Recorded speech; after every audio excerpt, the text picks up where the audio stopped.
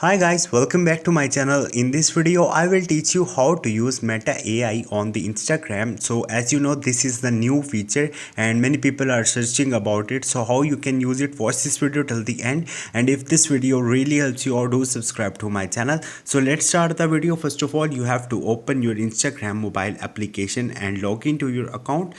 And once you will do it, click on the chat from the right top and you have to open any existing chat.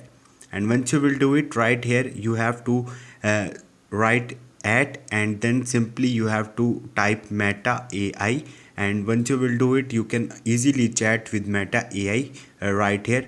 But if this feature is not available in your country right now, you won't be able to use it. As you can see, this feature is not available.